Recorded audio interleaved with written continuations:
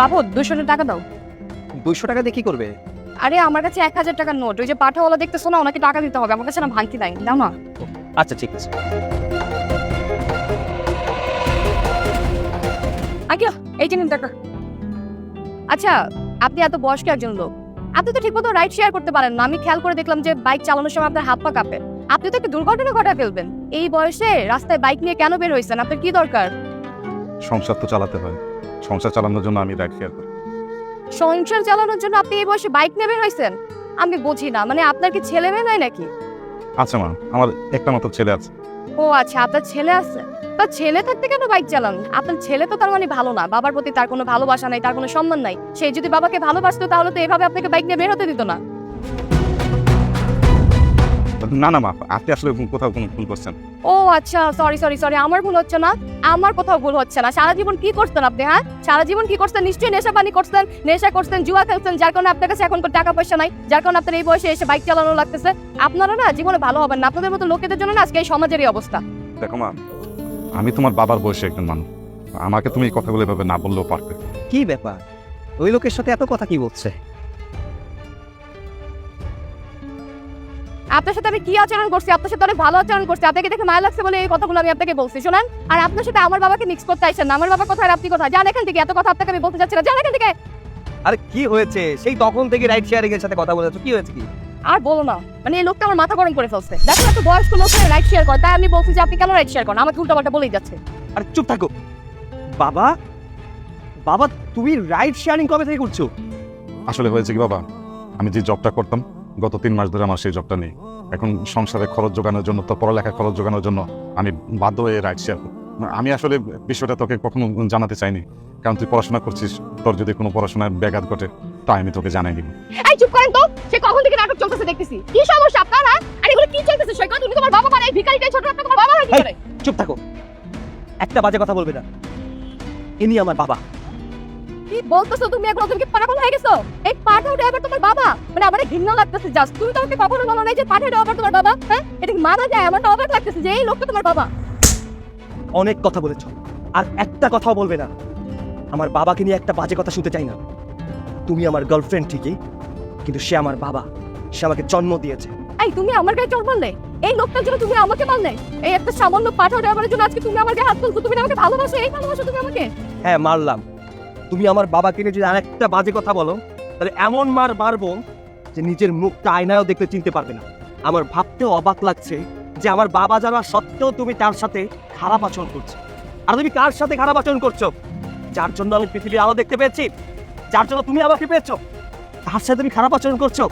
একটা বাবা তার সন্তানকে কতটা ভালোবাসে আমার বাবাকে না দেখলে বুঝতে পারতাম না। আমার বাবা প্রত্যেকটা দিন আমার চাহিদা পূরণ করে। আজকে সকালে কি হয়েছিল জানো? তাহলে শোনো। বাবা, আমার কিছু টাকার দরকার ছিল। টাকা আজকেই লাগবে? কত টাকা বাবা? এই বাবা বেশি না, 1000 টাকা হলেই চলবে। আচ্ছা বাবা, টাকাটা দিয়ে কি করবি? ওই আমার একটা বই কেনার ছিল তো বাবা, এর জন্য। টাকাটা দেখছি। বাবা রে, আমার কাছে তো 700 টাকা আছে। আচ্ছা ঠিক আছে, অসুবিধা নাই, আমি ওই বই বন্ধুর কাছ থেকে ম্যানেজ করে নিবো। হ্যাঁ, তোমার টাকা দিতে হবে না। না না, টাকাটা সমস্যা নেই, আমি তো কালকে বেতন পাবো, তখন আমার টাকার কি সমস্যা হবে না। নে বাবা টাকা। আরে না না বাবা, বললাম তো টাকা লাগবে না, থাক তোমার কাছে রেখে দাও। আচ্ছা, এটা কেমন কথা বললি বল? আচ্ছা, তুই ছাড়া আমার কে আছে বল? এই দুনিয়াতে আমি তোর, তুই আমার। আচ্ছা, আমার যা কিছু আছে সব কিছুর মালিক তো তুই। তুই যদি এই টাকাগুলো না নিস তাহলে কেমন হবে বল? আমি বাকি টাকাটা কালকে দিব, এটা। আচ্ছা বাবা, আমি আসি। যে বাবার পকেটে টাকা না থাকা সত্ত্বেও আমাকে টাকা দিয়েছিল, আমার সুখের জন্য সে আমাকে তার পকেটে সমস্ত টাকা আমাকে দিয়ে দিয়েছে। তুমি তার সাথে খারাপ আচরণ করলে? আসলে কি জানো, তোমাদের মতো মেয়েরা কখনো সংসার করতে পারে না। তোমাদের মতো মেয়েরা কখনো কাউকে ভালোবাসতে পারে না, শুধু ভালোবাসে তার টাকা। সরি, তোমার সাথে আমার রিলেশন রাখা কখনোই সম্ভব না। যে আমার বাবাকে সম্মান করতে জানে না, তাকে নিয়ে অ্যাটলিস্ট আমি সারাটা জীবন কাটাতে পারি। সরি, তুমি আসতে পারো।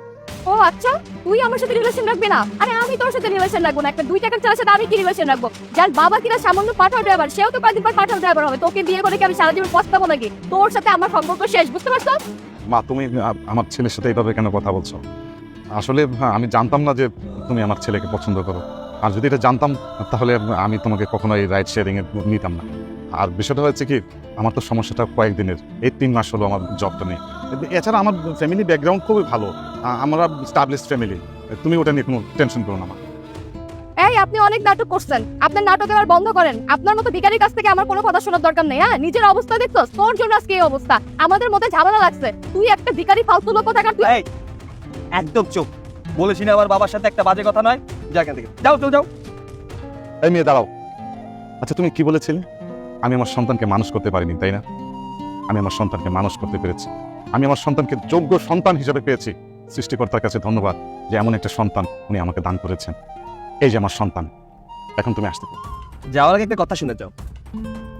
আমার বাবার জন্য তোমার মতো হাজারটা মেয়েকে ছাড়তেও আমি একটা মিনিট দ্বিধাবোধ করবো না, কারণ আমার বাবাকে আমি যথেষ্ট ভালোবাসি।